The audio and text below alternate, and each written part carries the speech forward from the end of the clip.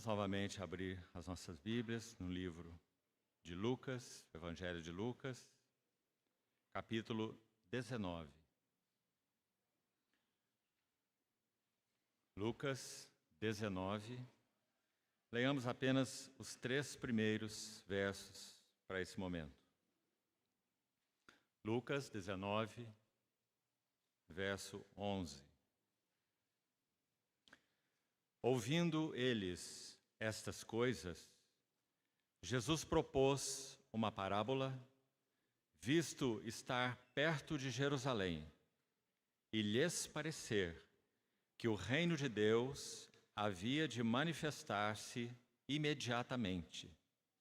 Então disse: certo homem nobre partiu para uma terra distante, com o fim de tomar posse de um reino e voltar. Chamou 10 servos seus, confiou-lhes 10 minas e disse-lhes: negociai até que eu volte. Vamos ter uma palavra de oração.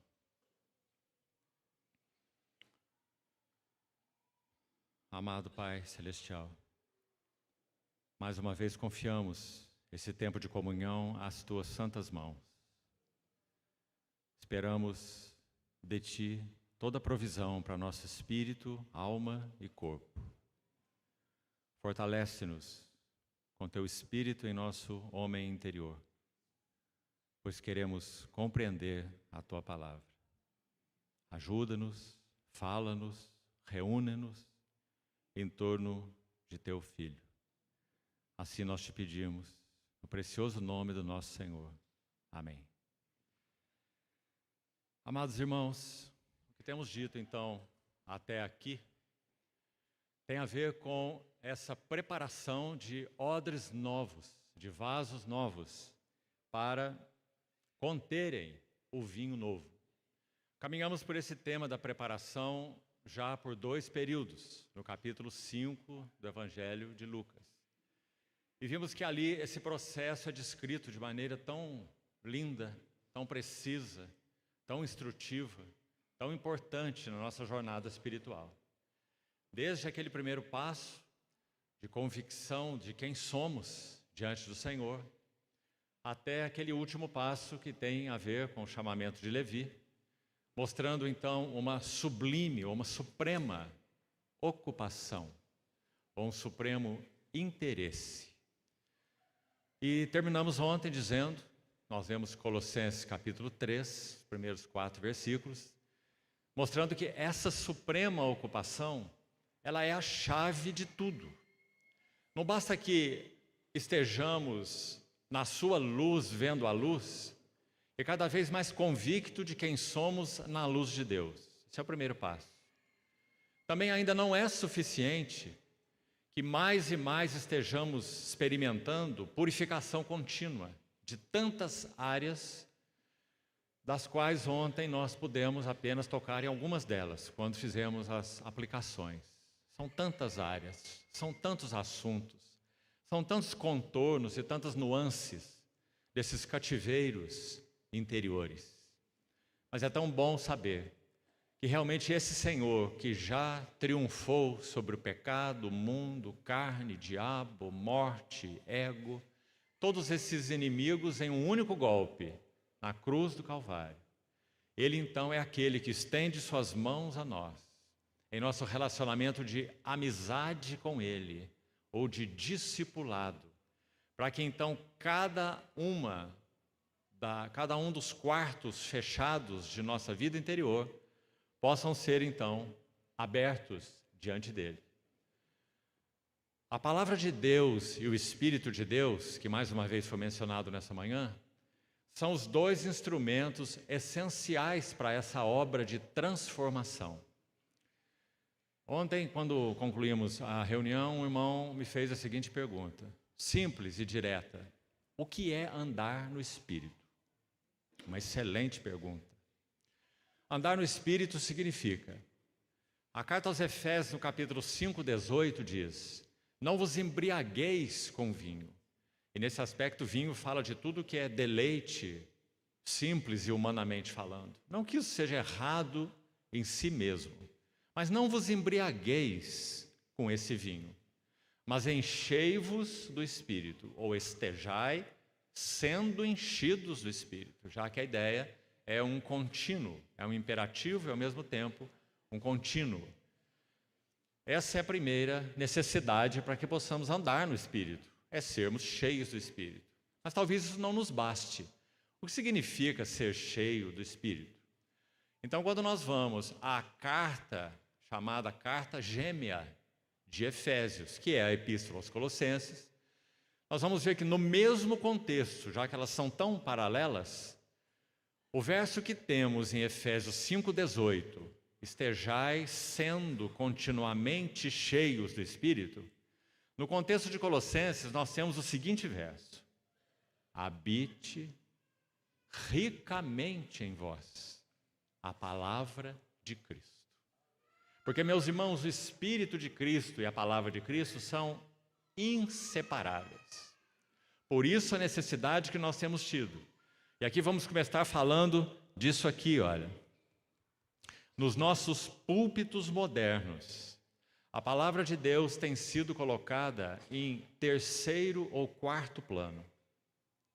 Infelizmente, até mesmo ela tem usada como um objeto de entretenimento, de gracinhas. Sabe, meus irmãos, quando vemos isso, sempre que de alguma maneira vejo isso, quero te dizer que não ouço isso porque não me interessa, mas quando vejo isso de alguma maneira, sabe o que me vem à mente? Uma frase de A.W. Tozer, um profeta de Deus do século passado. Sabe o que ele disse nos seus dias? Nossos púlpitos modernos precisam de mais profetas e menos palhaços. Quanta necessidade nós temos tido, meus amados irmãos, de que o Senhor erga entre nós mais e mais irmãos que possam ter nos seus corações o zelo pela casa de Deus que os consuma. Porque não estamos vivendo em uma hora de entretenimento. Nós estamos vivendo os tempos finais.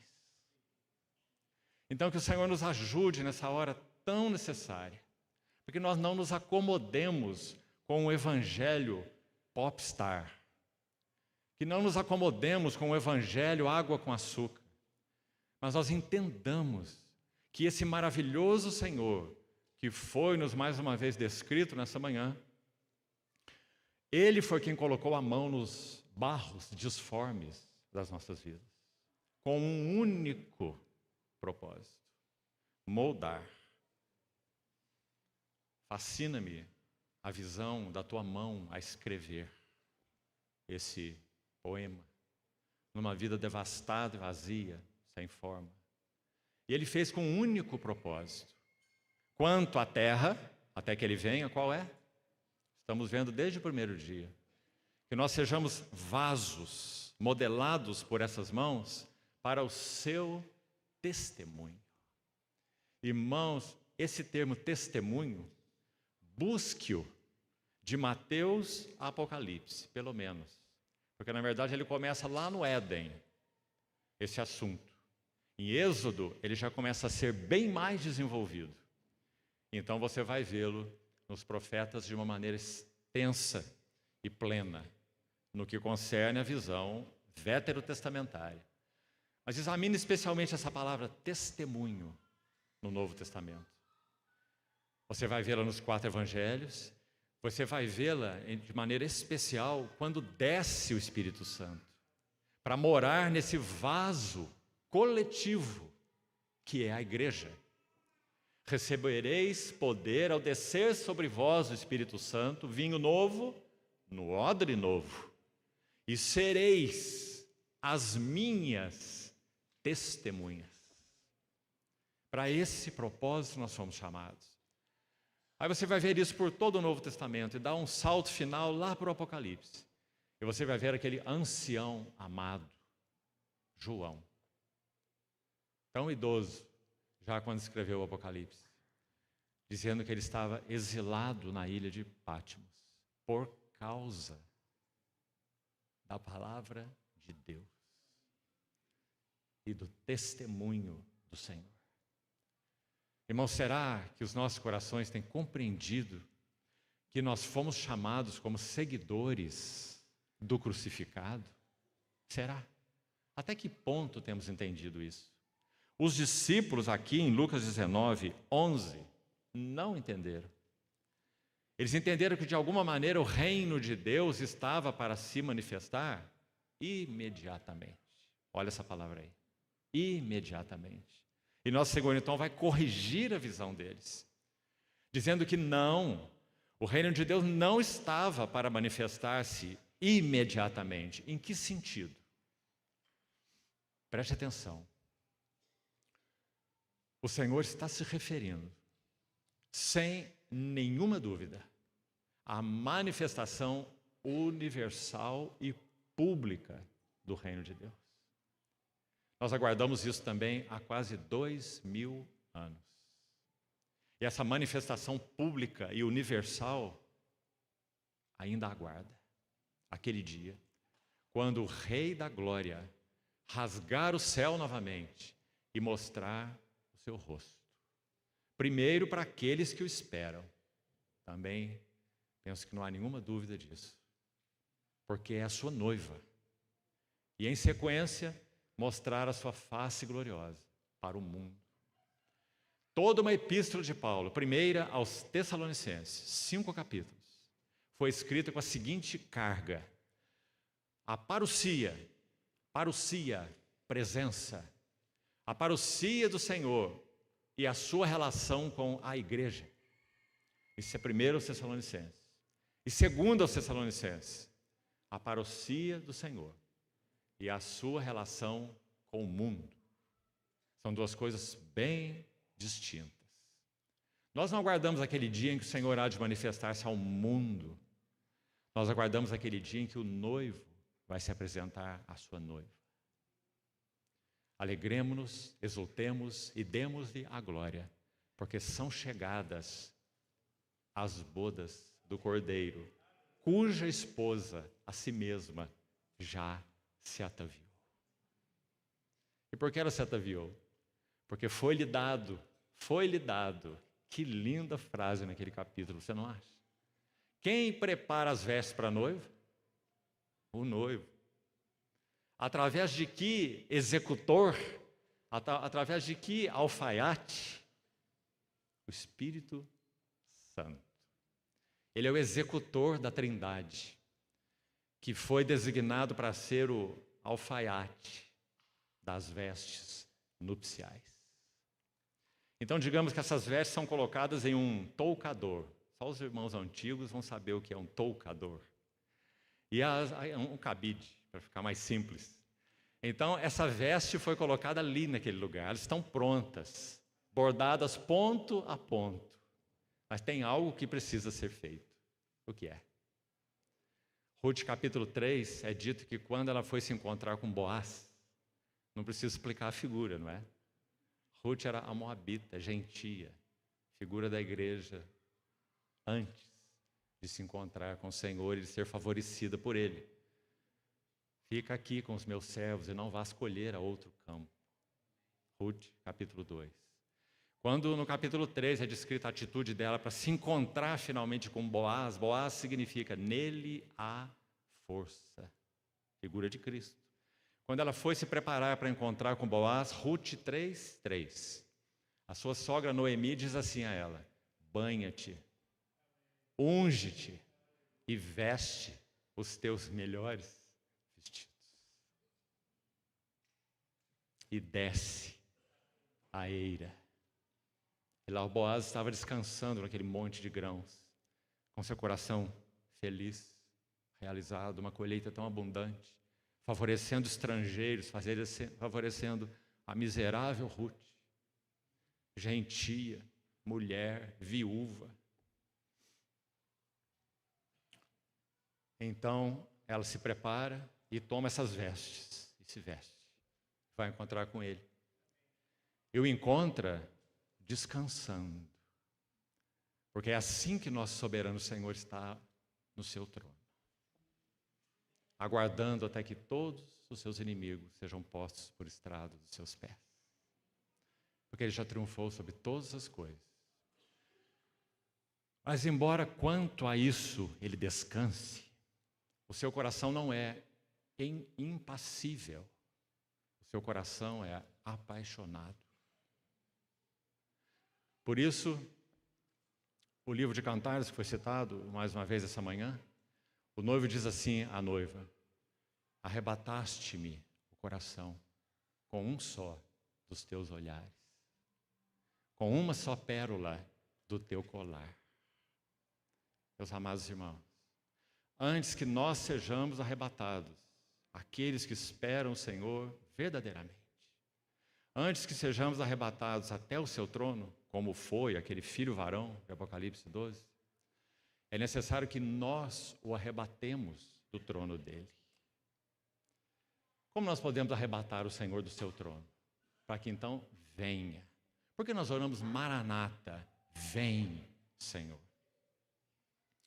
O que é necessário para que essa oração seja atendida na terra? Em dias em que o cálice e a medida da iniquidade dos amorreus já atingiu o clímax. Não é, irmãos? Então o que falta? Por que nosso Senhor tarda?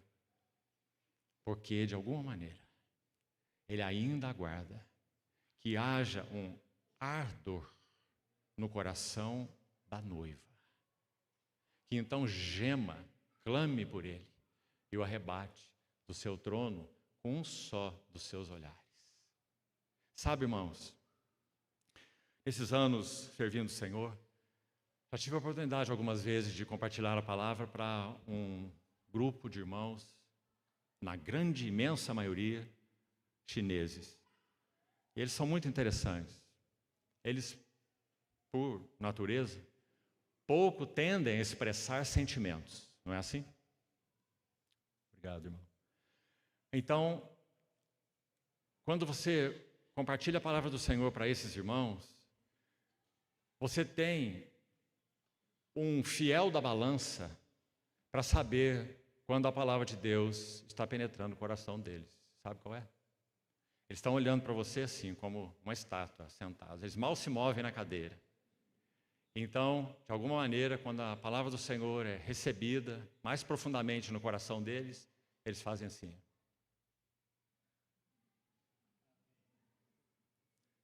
Graças ao Senhor. Quando um filho de um chinês, é cultural para eles que seus filhos aprendam música e pratiquem esportes. É quase universal entre eles. Se tornem peritos em um instrumento musical e pratiquem esportes. Então, quando chega aquele dia em que pensemos a primeira filha de um casal chinês, aos 15 anos de idade, ela vai dar o seu primeiro concerto no piano. E a sala está cheia e a menina está sentada. Começou a tocar aos 4 anos e vai dar o seu concerto com 15 anos.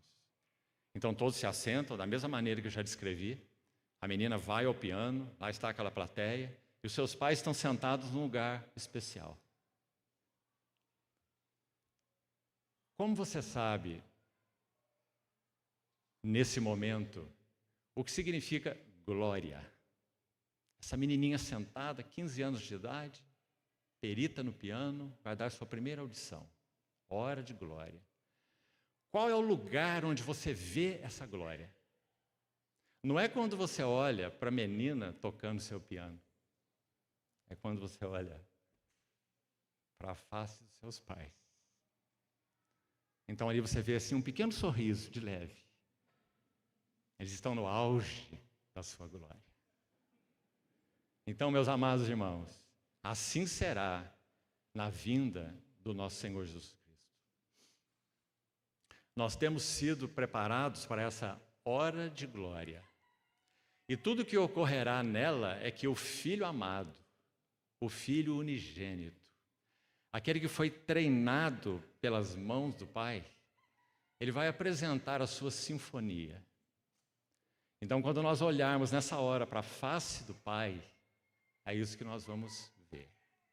Aquilo que no Jordão foi dito a ele de uma maneira tão exclusiva: tu és o meu filho amado, em quem eu me comprazo. Agora haverá algo mais. O que haverá mais? Uma noiva,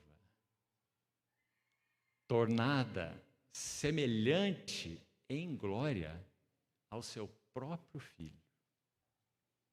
Aquela voz daquele homem no Éden será ouvida em toda a sua realidade espiritual naquele dia. Qual foi a voz? Quando ele recebe a sua companheira. Antes só animais, ainda que num lugar maravilhoso, não é? O Éden significa deleite, desfrute. Mas não havia nada que lhe fosse compatível. Então, quando ele vê aquela mulher, ele se torna imediatamente um poeta. E ele diz: esta, afinal, é osso dos meus ossos e é carne da minha carne. No hebraico você tem homem, ish. Interessante, nós usamos essa expressão ish, né? Dizendo ish, né? Para uma coisa ruim, não é? Essa palavra ish no hebraico significa homem. E isha, apenas com um AH a mais, significa mulher. Porque é parte e contraparte. Ish, isha. Então ele diz: é meu complemento, osso de meus ossos e carne da minha carne. Chamar-se-á varoa, porque do varão ela foi tomada e trazida. Então, meus amados irmãos, esse é o dia que nós aguardamos, ansiosamente. Mas de alguma maneira, nosso Senhor aguarda que a realidade desse dia seja mais intensa, mais profunda, mais motivo de gemidos, dores de parto, até que esse dia final, glorioso, único, se manifeste. Então, quando nosso Senhor, entrando na parábola, quando nosso Senhor estava caminhando para Jerusalém, essa era a última subida do Senhor para Jerusalém. Um dado aqui para entendermos essa parábola muito importante. A última subida. Ele passa por Jericó, ele cura aquele cego de Jericó, essa é a cronologia. Cura aquele cego, sobe de Jericó para Jerusalém, e essa é a sua última subida. Agora, no verso anterior a esse verso 11 que lemos, Lucas 19, você tem esse verso 10. Depois que o Senhor tem esse contato com Zaqueu, o publicano. E olha como Lucas descreve essa palavra do Senhor ao final dessa relação com Zaqueu. Porque, preste atenção, o Filho do Homem veio. Para que ele veio?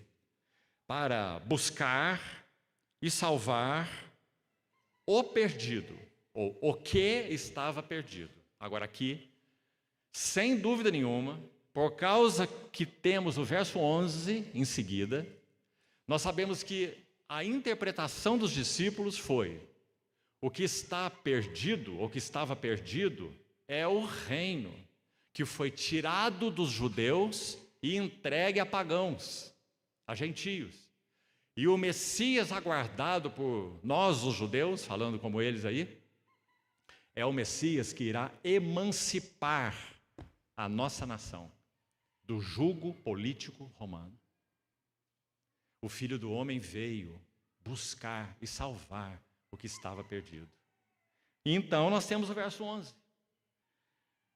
Ouvindo eles essas coisas, está vendo? Que coisas que eles ouviram? O Filho do Homem veio para isso, buscar e salvar o que estava perdido.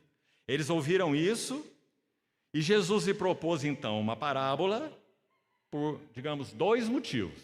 O primeiro é que ele estava perto de Jerusalém, perto da cruz, a sua última subida. E o motivo adicional e principal, lhes parecer, não a Jesus, mas aos seus discípulos, claro, lhes parecer que o reino de Deus havia de manifestar-se imediatamente. Está vendo como é tudo, então, cristalino? Então, nosso Senhor vai propor essa parábola. E podemos dizer, ainda antes de estudá-la, precisamos de uma introdução aqui. Se o Senhor permitir, iremos seguir com ela à noite. É muito rica.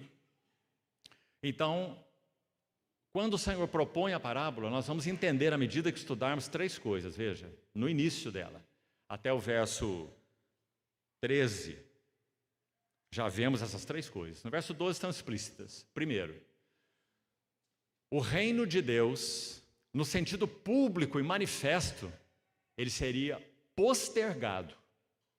Haveria, então, a partir da cruz, a partir da vinda do reino, na pessoa do rei, o reino veio na pessoa do rei, exclusivamente, o reino está nele, o reino é ele, entrar no reino é conhecê-lo, viver no reino é amá-lo, é viver a vida nele, por ele, com ele, essa é a vida do reino.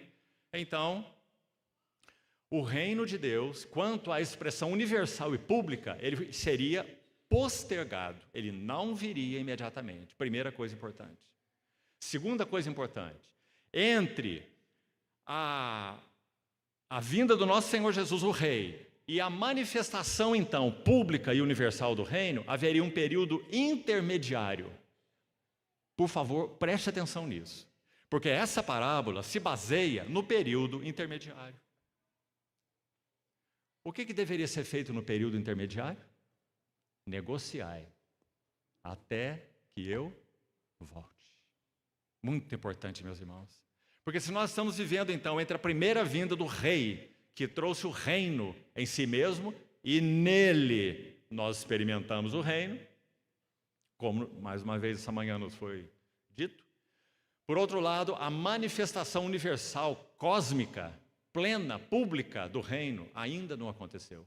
Então nós estamos vivendo no período intermediário. E agora nós temos uma tarefa, segundo essa parábola: negociai até que eu venha. E concluindo ontem pela noite, nós adiantamos para os irmãos para poderem, se fosse o caso, ler essa parábola com atenção até essa manhã. E dissemos para os irmãos que nós vamos buscar entender com a linguagem clara, doutrinária, explícita do Novo Testamento, o que significa negociar. Porque, já que falo sobre isso, me permita um parênteses muito rápido aqui. É muito delicado estabelecer doutrinas em cima de parábolas. Muito delicado.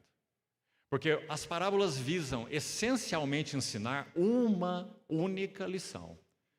Por exemplo, aqui em Lucas, no capítulo 18, diz assim: e Jesus lhes propôs uma parábola sobre o dever de orar sempre e nunca esmorecer. Qual é a lição da parábola? O dever de orar sempre e nunca esmorecer. Então ele vai falar sobre um juiz iníquo e uma viúva que fazia reivindicações a ele, não é assim? Agora tente interpretar a parábola então, cada elemento dela.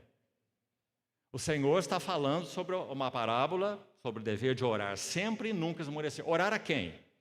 Orar a Deus. Quem então estaria representando Deus nessa parábola? O juiz iníquo. Mas Deus não é um juiz iníquo. Nunca um juiz iníquo poderia representar Deus.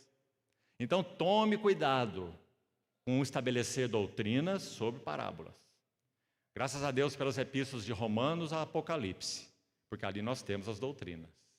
Então nós temos que tomar a luz do Novo Testamento clara e então buscarmos entender as parábolas.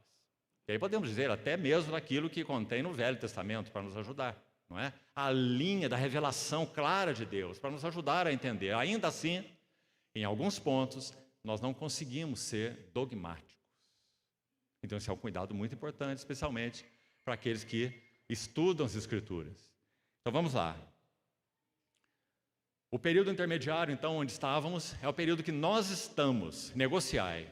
Então nós temos o último item aí nesse versículo 12. Nós negociaremos até quando? Até, nas palavras da parábola, que eu volte. Ou até que o Senhor volte. Sem trégua, sem descanso. Negociemos até que Ele venha. Uma mina pode produzir 5 minas. Uma mina pode produzir 10 minas. Não é? oportunidades, ainda escute isso de novo, são iguais para todos. A parábola das minas é muito diferente da parábola dos talentos, de Mateus 25. Porque a parábola dos talentos, para resumir também em uma lição, ela fala sobre a distribuição de dons. Por isso um recebeu 5, o outro recebeu 2, o outro recebeu 1, não é? E eles também usaram os seus dons, e o que recebeu 1 não. Então talentos, parábola dos talentos, preste atenção, fala de dons. Agora, a parábola das minas fala de responsabilidade. Guarde isso, irmão. Não há distinção na distribuição das minas. Um não recebe 5, o outro 2, o outro 1, como na parábola dos talentos. Todos recebem uma mina. E o que significa essa mina? Se você examinar e estudar, você vai ver que esse termo no grego, mná, na verdade, M-N-A, transliterado, mná, significa, na verdade, uma quantia de dinheiro. Era equivalente, na época do Novo Testamento, a 100 dracmas. Então, era uma quantia de dinheiro razoável. Não era nenhuma riqueza, mas também era o suficiente para se fazer negócio. 100 dracmas. Uma mina, 100 dracmas. Uma quantia de dinheiro. Distribuída igualmente. Ou seja, a responsabilidade foi colocada sobre todos os servos do Senhor. 10 servos, 10 minas, oportunidades iguais e a mesma palavra, negociem, negociem, até que eu venha. Então, onde paramos ontem? Vamos buscar interpretar esse negociar. É o nosso primeiro item importante, de 2 maneiras. Primeiro, significa exercitarmos em responsabilidade a nossa vida espiritual. Nós recebemos as minas, as 100 dracmas, cada um de nós recebeu uma mina, esse pequeno tesouro, digamos assim, gratuitamente. Quem as possui é o Senhor, é um homem nobre, que partiu para a terra distante, que figura tão clara e bonita, não é? Do nosso Senhor tendo executado a sua obra consumada na cruz do Calvário e partido para a terra distante. Então ele concede essas minas aos 10 servos, colocando sobre eles a responsabilidade. Então, negociem. Oportunidades iguais, não há distinção, ninguém recebeu mais do que ninguém. Todos receberam igualmente a mesma responsabilidade, muito importante. Agora, vamos acompanhar o Senhor, precisamos ainda fazer isso como um pano de fundo, vamos acompanhar o Senhor na sua subida para Jerusalém, buscando ilustrar o verso 11. Jesus lhes propôs uma parábola, visto estar perto de Jerusalém. Para ele, meus amados irmãos, nós precisamos acompanhá-lo no seu coração, nas suas afeições, sentimentos, angústias, porque é essa hora que ele começará a viver de modo mais agudo em Lucas 9:51. Então vamos abrir lá, por favor. Lucas 9:51. Primeiro detalhe. Gostaria apenas de citar mesmo panoramicamente os versículos. Olha que interessante. São 7 menções do Senhor subindo para Jerusalém. Muito interessante. Porque 7 fala de uma menção completa, exaustiva. Lucas se deteve, pelo Espírito Santo, em mencionar o caminho, a subida do Senhor para Jerusalém, com 7 menções. Todas são muito preciosas. Precisaríamos de todo um estudo para gastar tempo com elas, mas eu quero citá-las para os irmãos. Lucas 9:51. Olhe para a sua Bíblia. Sabe o que está acontecendo aí? O Senhor Jesus estava no Monte da Transfiguração. E o que aconteceu lá, penso que não precisamos voltar a isso mais uma vez, nem temos tempo agora. Ele abre como uma pequena fresta, digamos assim, numa figura, uma fresta no seu manto humano, para que Pedro, Tiago e João tivessem, até aquele momento, o maior privilégio da vida deles. Tão marcante que quando Pedro escreve a sua epístola, ele vai dizer: nós estávamos com ele no Monte Santo, quando dos céus lhe foi enviada a seguinte voz: Tu és o meu filho amado, em ti me comprazo. Pedro vai dizer: pela glória excelsa lhe foi enviada a seguinte voz. Então esse é o momento. Agora, olha o que Lucas tem para nos dizer, pelo Espírito Santo. Lucas 9:51. O Senhor vai descer do Monte da Transfiguração, ele vai descer para o vale, vai encontrar um jovem possesso, continuando aí o seu trabalho, caminhando fielmente até um outro monte. Então são dois montes essenciais aqui. Um é o Monte da Transfiguração, muito provavelmente seja o Hermon, porque é ele que está nas bandas de Cesareia e de Filipe. Os que já foram a Israel sabem disso. Então, desse monte, o Senhor irá descer o vale, caminhar por mais 6 meses, para que ele suba um outro monte. O Monte da Transfiguração tem tudo a ver com ele, porque é a sua glória essencial, é aquilo que ele é. Ele é o resplendor da glória.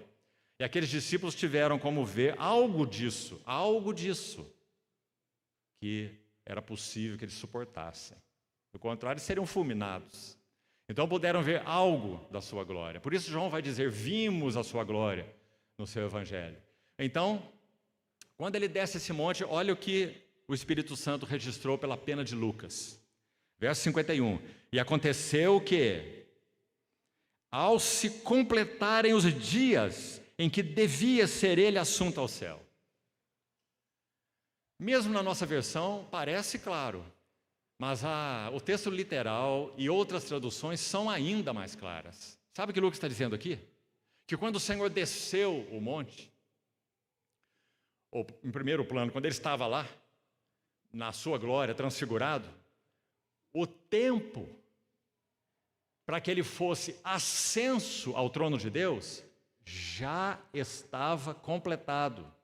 Não restava mais nada a ocorrer na vida desse homem, nem no seu ministério, para que ele pudesse ser ascenso ao trono. Nada. Por isso você vai ter essa palavra cumprido, ou completarem, como você está vendo aí, talvez na sua tradução, revista atualizada. O termo grego é muito forte. Significa: o tempo acabou, cumpriu, não há mais nada para ser realizado. É o tempo dele ser ascenso ao céu. Você está entendendo o que significa isso? Significa que esse homem viveu 33 anos. Ele viveu até os 30, aos 30 ele entrou no Jordão, foi batizado, 3 anos de ministério. Assim se divide o Evangelho de Lucas, pelas 2 menções da voz do céu. A voz do céu no Jordão, o Senhor tem 30 anos. Acompanhem comigo. A voz do céu no Monte da Transfiguração, o Senhor tem 33 anos. Certo? 2 vezes o céu se abriu. E assim o Evangelho de Lucas se divide. Até o capítulo 3, até o capítulo 9. Céus abertos aqui, céus abertos ali. Então, quando o céu se abriu aqui a segunda vez, no Monte da Transfiguração, ele está pronto para ser assunto ao céu. 2 vezes a voz já disse: este é o meu filho amado em quem eu me comprazo, lá no Jordão. E agora no Monte da Transfiguração: este é o meu filho, é o meu eleito, a ele ouvi. Ou seja, quanto à sua vida humana, ao seu ministério, no sentido pessoal, quanto a si mesmo, tudo estava cumprido. Agora, meus irmãos, por que ele não foi assunto ao céu? Porque quanto à obra que ele foi designada para fazer, ainda restava algo. Mas como nós falamos, esse algo não tinha a ver essencialmente com ele. O que tinha a ver essencialmente com ele já estava completado. Ele era um varão maduro, aprovado, selado e testificado por Deus, o seu Pai. Então cumpriu o tempo em que ele seria assunto ao céu. E ele teria que decidir. Não perca isso também. Ele é um homem. O bebezinho de Belém, que foi criado como qualquer outra criança, aos 12 anos de idade, mostrando a sua consciência messiânica, cuidar de negócios do meu pai. Entrou no Jordão se identificando com a humanidade pecadora. Mas quando chega, então, aos 33 anos, maturidade completa, então, mais uma vez, a voz do céu dizendo: ele está pronto. Como homem, ele é perfeito. Nada falta a esse homem. Ele é uma flor de farinha. Cada grão é igual ao outro grão. Ele não é mais manso do que humilde. Ele não é mais firme do que gracioso. Não é mais cheio de graça do que de verdade. Todas as virtudes nele são iguais. Então, ele tem que decidir. Então agora, amados irmãos, vamos buscar pensar como nosso Senhor Jesus. Faça isso. Ele está naquele monte, ele é homem, 33 anos. Tentado ele foi no deserto pelo diabo, o venceu ali.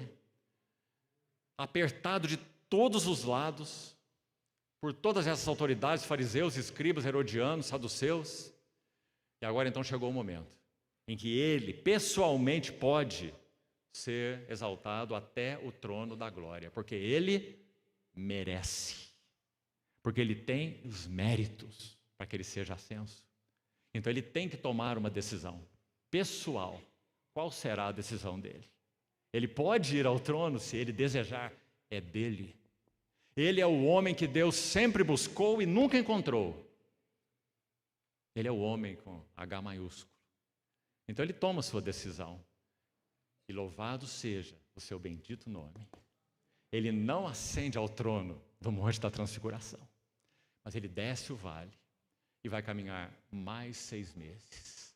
Então vai subir ao outro monte, o monte da agonia, o monte da vergonha. Tua e minha, não dele. O monte da aflição, o monte do terror, que nós nunca experimentaremos, porque ele já nos deu vida nele. A morte para nós hoje, biológica, física, ela é só uma bendita mensageira para nos transportar para a bem-aventurança eterna, estar com Cristo, o que é incomparavelmente melhor.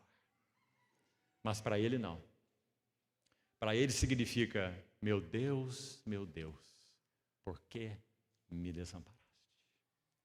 Então, meus irmãos, quando ele sobe nesse monte Calvário, ele cumpre a sua missão. Mas quanto à sua pessoa, ele está pronto e aprovado no Monte da Transfiguração. Então nós temos essa linda primeira menção. Vamos ler agora o versículo completo? E aconteceu que, ao se cumprirem os dias em que ele devia ser assunto ao céu, graças a Deus, ele manifesta no seu semblante uma intrépida resolução de ir para Jerusalém. Ele tomaria até a última gota o cálice da aflição. Então, essa é a primeira menção que Lucas faz do Senhor indo em direção à cruz. Olha o capítulo 13, verso 22. 13, 22. Passava Jesus por cidades e aldeias, imagine, esse que já podia estar no trono, quanto a si mesmo, quanto aos seus méritos pessoais, esse que já podia estar lá, naquela posição absolutamente soberana e governante, mas estaria só, sem um povo redimido, sem uma esposa com o qual pudesse coabitar por toda a eternidade. Então, meus irmãos, ele desce esse monte em primeiro lugar. Ouça também isso, não foi por causa de você e por causa de mim. Ele desceu esse monte em primeiro lugar por causa do seu Pai, porque o desejo eterno do seu Pai, no coração do seu Pai, é conduzir muitos filhos à glória. A mesma glória que o seu filho tem, mas só o seu filho tem, e ninguém mais. Então, meus irmãos, por isso, nas 3 primeiras horas da cruz, você não vê nenhuma manifestação externa, inclusive, da natureza, nem de sol, nem de terremoto, nem de nada. Porque nosso Senhor está se oferecendo como um holocausto ao Pai. Agrada-me, ó Deus, fazer a tua vontade. E dentro do meu coração está a tua lei. Por isso ele se ofereceu. Então, nas últimas 3 horas da cruz, aí sim. Aí ele foi feito uma oferta pelo pecado. Aí ele vai clamar, aí haverá trevas sobre a face da terra. E aí ele vai clamar: Deus meu, por que me abandonaste?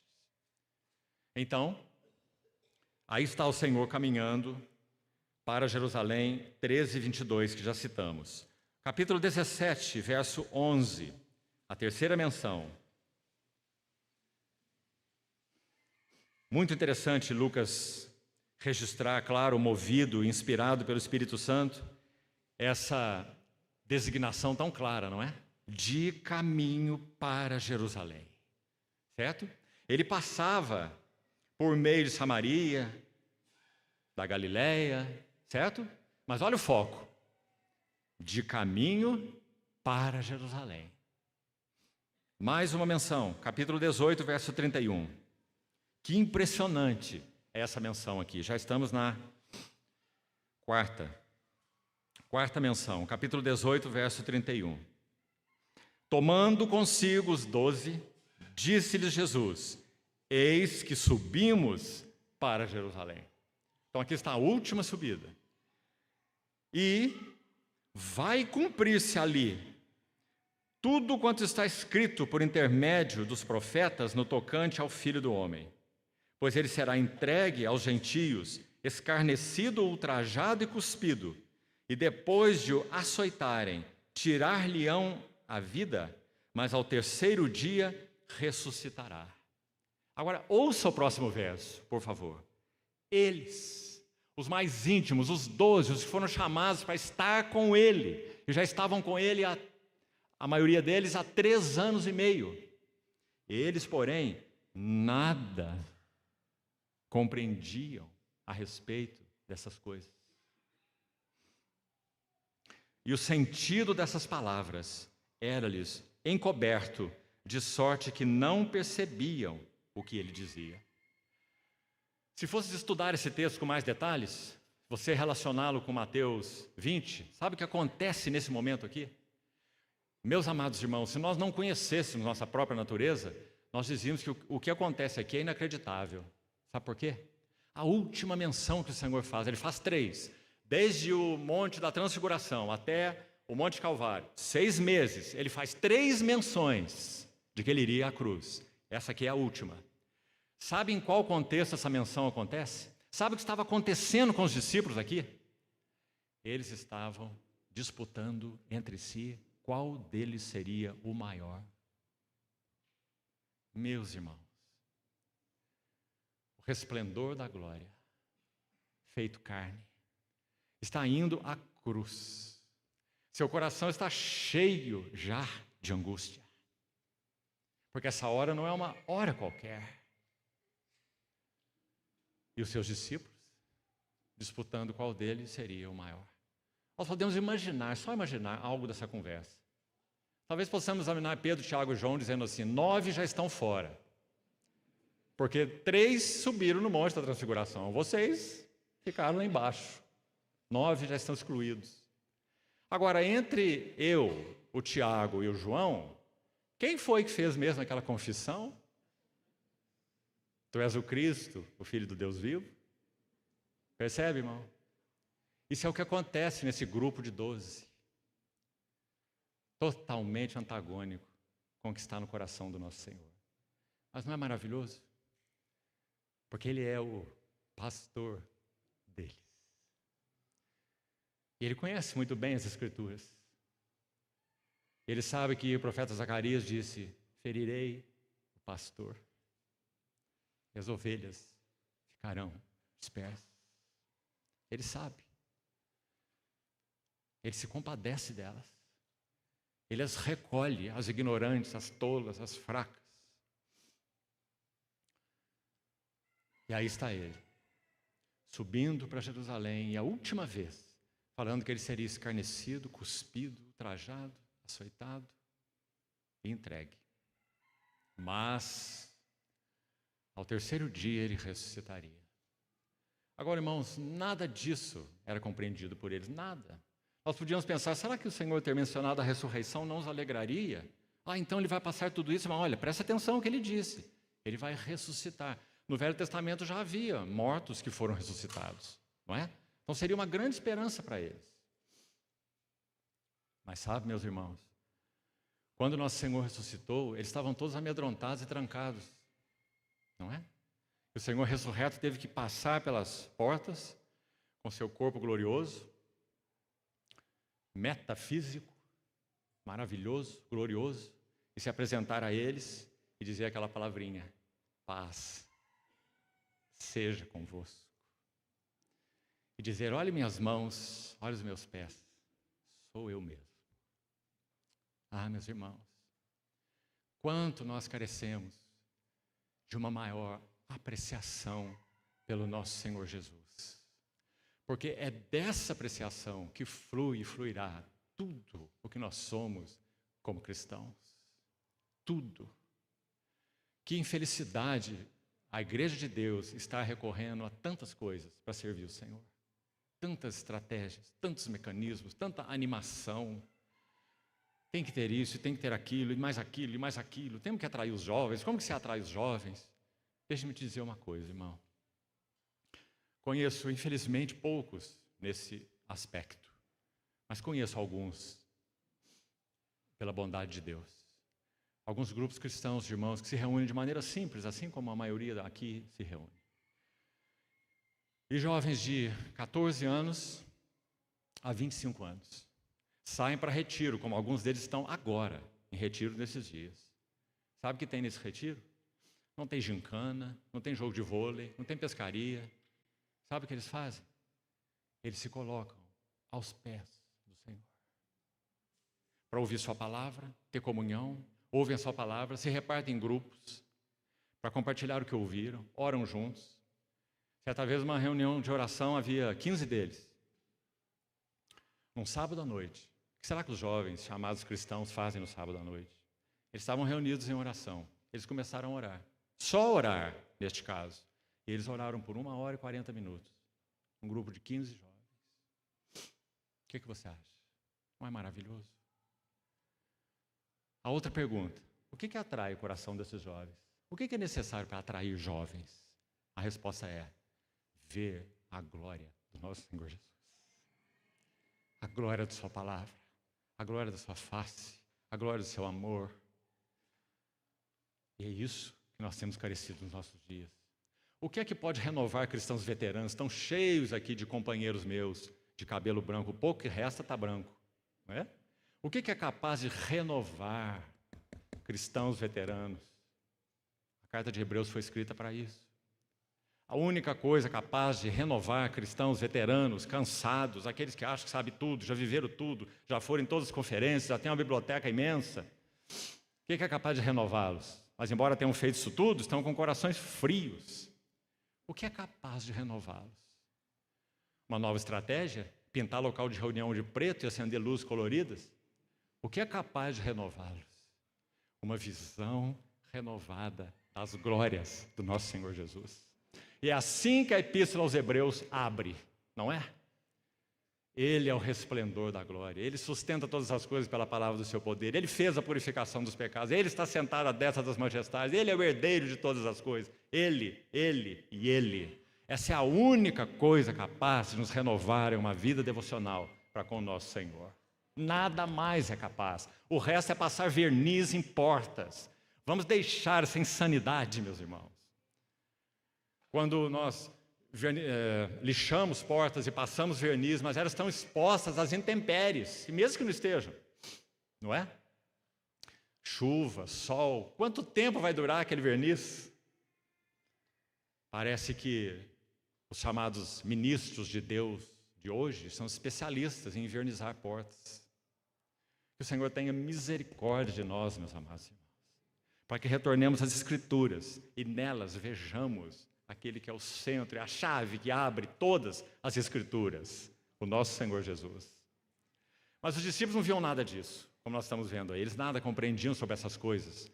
Mas o Senhor segue fielmente o seu caminho até Jerusalém. E o que é dito no discurso no cenáculo por ele? Tão singelo, tão sereno, é tão doce para nós podermos imaginar, e de novo é só imaginar, mas graças a Deus, quanto mais conhecemos o nosso amado Senhor, mais a nossa imaginação se torna santa e menos deturpada. Então podemos imaginar algo da face do nosso Senhor falando com seus discípulos no cenáculo. assim: vem a hora, e já chegou. Vem a hora. Essa expressão "a hora" em João sempre significa a cruz. Desde João 2, nas bodas de Caná, ainda não é chegada a minha hora, até João 17. Pai, é chegada a hora. Glorifica o teu filho para que o filho te glorifique a ti. Então ele vai dizer, no capítulo 16, vem a hora. E já chegou. Em que todos sereis dispersos e me deixareis só. Mas eu não estou só, porque meu Pai está comigo. Esse é o drama da redenção. Uma história em que o diabo não tem nada com isso. É uma história entre Deus o Pai e Deus o Filho, que se ofereceu como oferta a Deus, aroma suave, holocausto primeiro, para satisfazer o coração e a vontade do Pai, do seu Pai, e também se ofereceu como oferta pelos nossos pecados.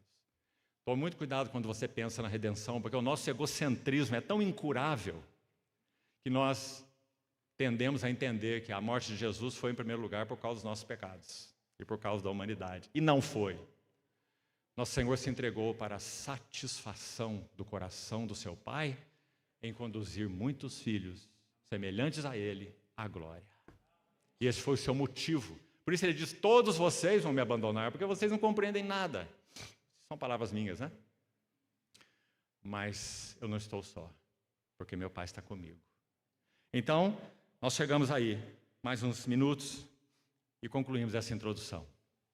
E então, nós temos o versículo 12, vamos lá, Lucas 19, 12. Então disse: certo homem nobre partiu para uma terra distante com o fim de tomar posse de um reino e voltar.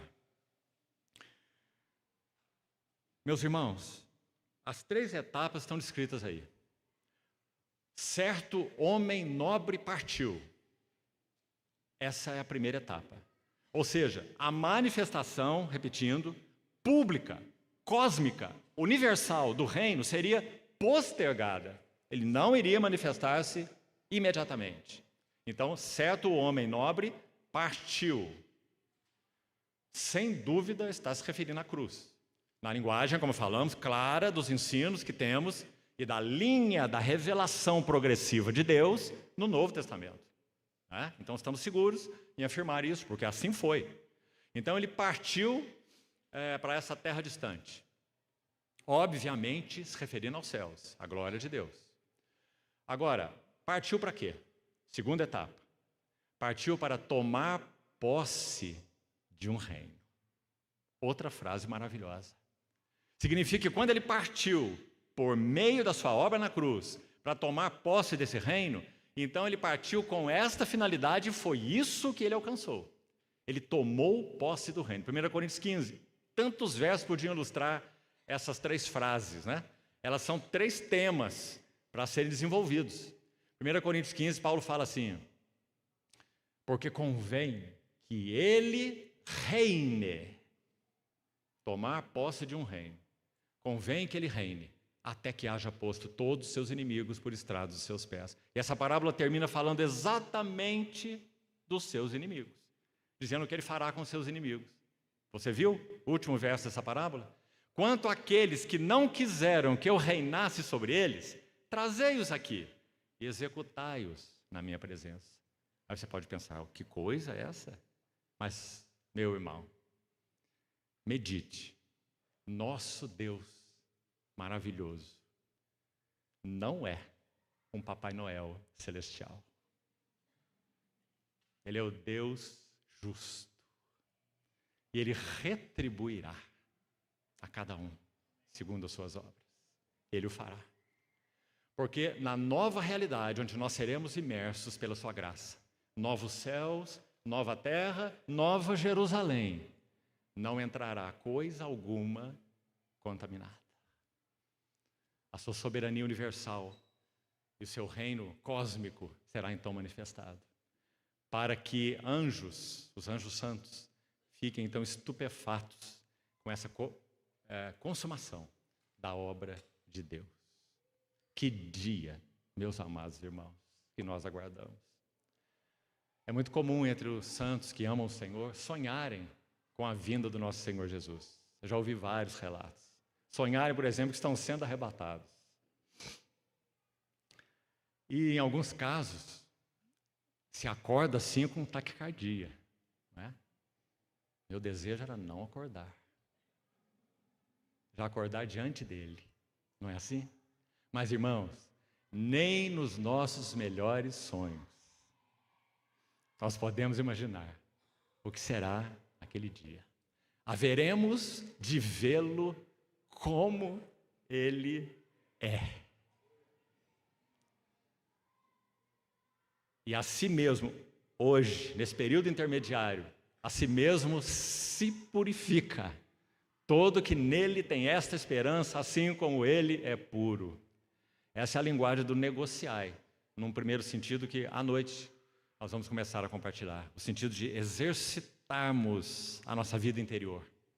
A si mesmo se santifica, todo que nele tem essa esperança. Negociai até que eu venha. Desenvolva a sua salvação com temor e tremor, porque ele opera em nós, tanto querer como realizar, segundo sua boa vontade. Isso é negociar até que ele venha. Mas há um segundo aspecto, e talvez esse só amanhã pela manhã nós possamos ver, que é trabalhar. Enquanto estamos aqui, entre a primeira vinda e a segunda vinda do Senhor, período intermediário, trabalhai pelos interesses do Senhor nessa era em que vivemos. Essa é uma sublime ocupação. E é trabalhar no seu escritório, é trabalhar na sua empresa, é trabalhar na sua universidade, é trabalhar no seu lar, é trabalhar criando as suas criancinhas. Negociai até que eu volte. Para que nós possamos naquele dia, de uma maneira tão assombrosa, e para nós parece tão impossível, porque tudo que nós temos, nós recebemos dele. Mas ele é galardoador daqueles que negociarem. Então ele vai dizer, muito bem. Às vezes, meus irmãos, meditando sobre esse verso, eu fico imaginando, quando estivermos diante do Senhor, ele estiver olhando assim, quem sabe para 2 ou 3 de nós, ou quem sabe para um grupo maior, e disser assim, muito bem. Nós vamos olhar para o lado assim e perguntar, com quem será que ele está falando? Comigo? Tudo o que eu fiz e tive, eu recebi dele. Nossa suficiência vem de Deus, que nos habilitou para sermos ministros de uma nova aliança. Como ele pode me recompensar por algo que ele mesmo deu? Porque ele é galardoador daqueles que o buscam.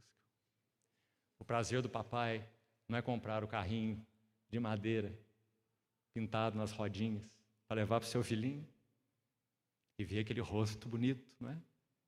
Não é assim? Galardoador daqueles que o buscam. Então, meus irmãos,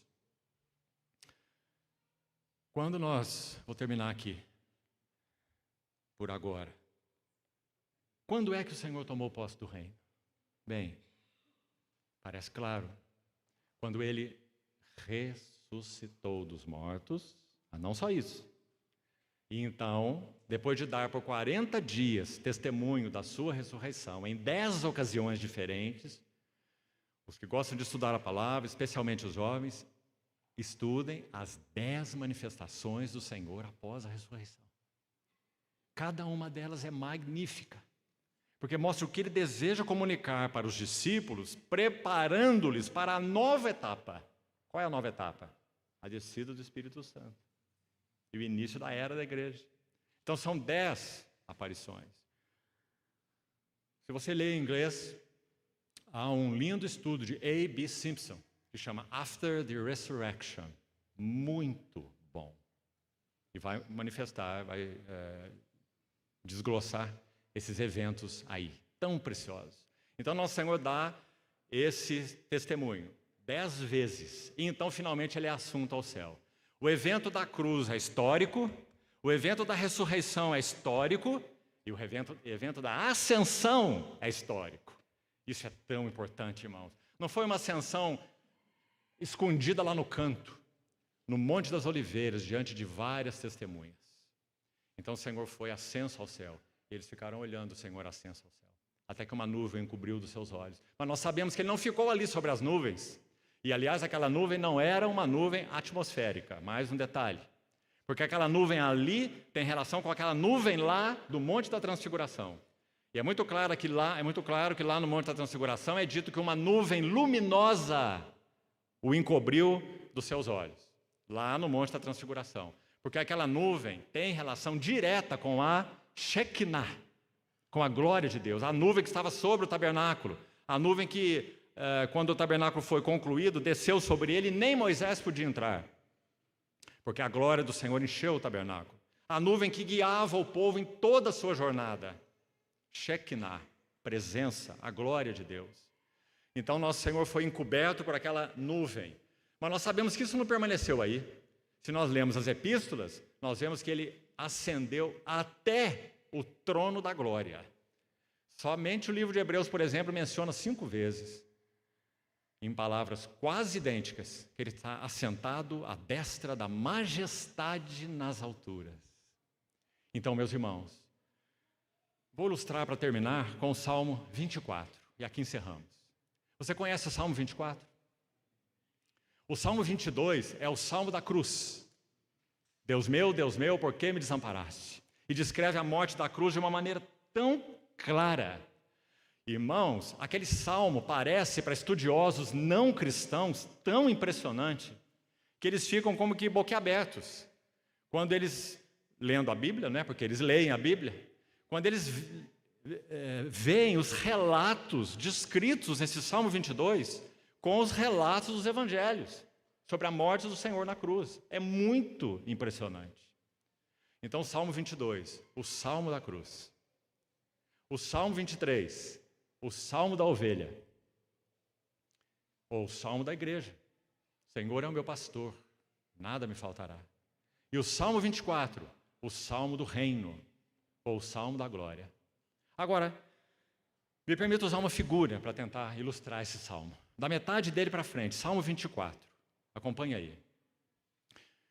Parece, meus irmãos, a mim me parece muito claro, que quando nosso Senhor, o Verbo eterno, o resplendor da glória, o Logos de Deus, quando ele se faz carne, os anjos eleitos, ou santos, que não caíram, eles de alguma maneira perderam o seu objeto de contemplação no céu, porque o Verbo não está mais lá.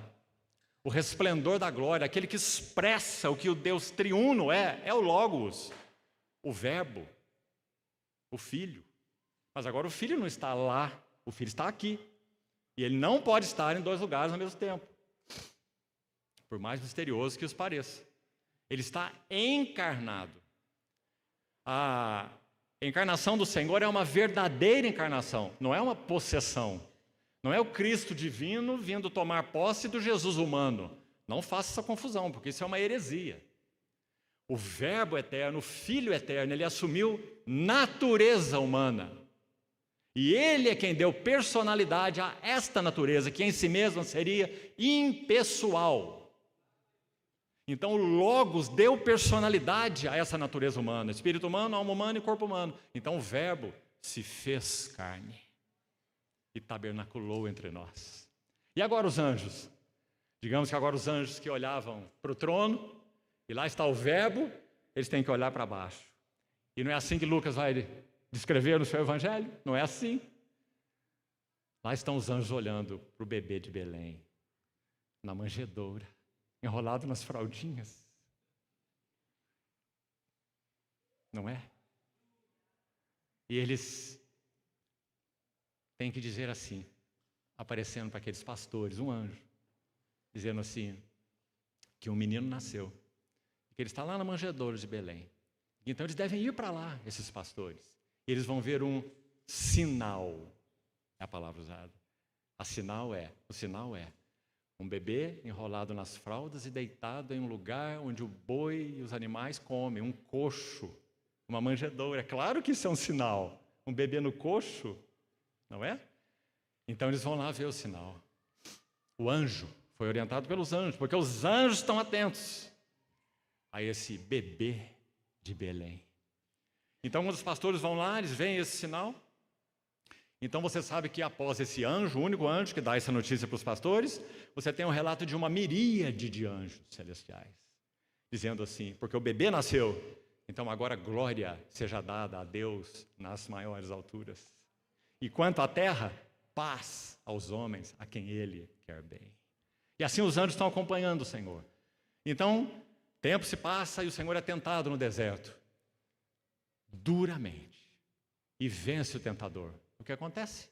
Anjos desceram e o serviram. Os anjos estavam atentos à sua tentação. O que ele fará? Como ele responderá? Para onde ele vai? E agora o vemos à beira da cruz. E aquela escolta do Sinédrio vem prendê-lo. E Pedro saca sua espada. E como ele era pescador, não era guerreiro, então ele mirou no meio da cabeça do servo do sumo sacerdote, para matá-lo. Mas como ele é um pescador, ele acertou só a orelha. Aí o Senhor Jesus tem que abaixar, pegar a orelha, colocar no lugar e dizer, embainha a tua espada. Porque se eu precisasse de defensores, não sabíeis que se eu quisesse, se eu pedisse ao Pai, Ele enviaria agora mais de 12 legiões de anjos. Porque os anjos, meus irmãos, estão assim, com os olhos assim. O que esse homem fará? Ele é o nosso verbo. Ele é o resplendor da glória. Ele é o Filho de Deus. Ele é o objeto da nossa adoração. Então, o que acontece? Ele vai à cruz. Ele morre, ele ressuscita, ele ascende. Agora estão aí os anjos de novo. Os anjos estão lá aguardando. E agora esse homem entra na morte. Quebra os grilhões da morte, porque ele não podia ser retido por ela, porque a morte tem direito de reter tudo aquilo que o pecado toca, mas o pecado nunca tocou a vida do nosso Senhor. Ele é aquele que não conheceu pecado. Então, esse homem ascende ao céu. Agora nós temos os anjos. E no Salmo 24, creio que posso dizer, eles estão em 2 coros. Olha esses coros como funcionam. Eles estão, uma parte do coro diz assim, levantai, ó portas, as vossas cabeças. Que cabeças são essas? Que portas são essas? Levantai-vos, ó portais eternos. Preste atenção. Para que entre o Rei. O Rei da glória. Então, vem a hora do coro do lado de cá, os anjos. E o coro do lado de cá pergunta, quem é o Rei? Como se eles não soubessem. É que eles querem ouvir a resposta. É uma pergunta retórica. Então eles perguntam, quem é o Rei? Quem é o Rei da glória? Então o grupo de cá vai responder, o Senhor dos exércitos. O Senhor poderoso nas batalhas. Quais batalhas?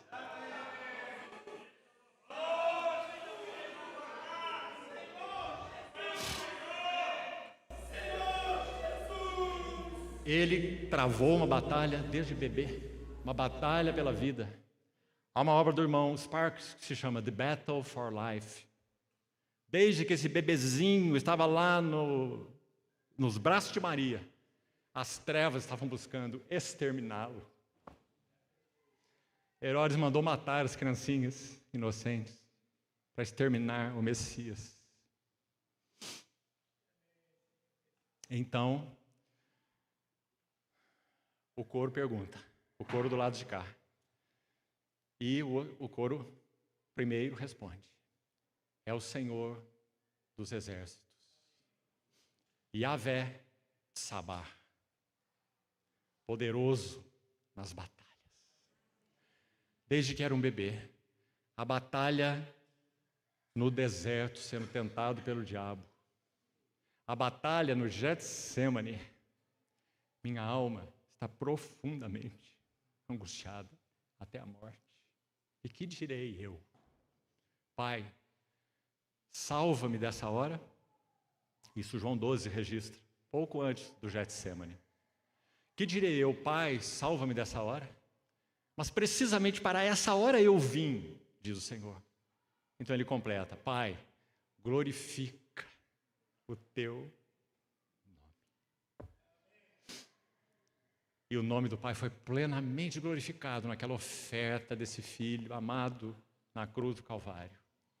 Mas então agora os anjos estão comemorando e dizendo: Ele é o Rei da glória, porque Ele é poderoso nas batalhas. Então levantai, ó portas, as vossas cabeças, levantai-vos, ó portais eternos. E então, o homem nobre que partiu para uma terra distante. E nós ainda o aguardamos. Mas ele partiu para essa terra distante com o fim de tomar posse de um reino e então voltar. Meus irmãos, todos os olhos verão no dia da manifestação pública, cósmica, universal desse reino. Todos saberão quem é o Rei dos Reis e o Senhor dos Senhores. Todos saberão quem é o Príncipe da Paz. Todos saberão quem é aquele que vai reger as nações com cetro de ferro. Sabe quem é ele? É aquele que nós chamamos de nosso noivo celestial. Para as nações, ele as regerá com cetro de ferro. Para nós, ele nos apacentará com o seu cajado. Bendito seja o seu nome. Vamos orar. Senhor amado, obrigado por tua vitória. Obrigado por tua ousadia, tua coragem, tua fidelidade até a morte. Muito obrigado porque foste ressuscitado dentre os mortos e ascenso ao céu. Tu és a nossa viva esperança. Ó Senhor, faça com que esse amor e zelo e carga pelo teu testemunho, tua glória, teu nome, possa consumir a nós todos como os teus servos. Ajuda-nos a negociar até que o Senhor venha, desenvolvendo a nossa salvação e também trabalhando de acordo com os interesses do Senhor nessa era. Assim nós te pedimos, Senhor, em teu nome. Amém.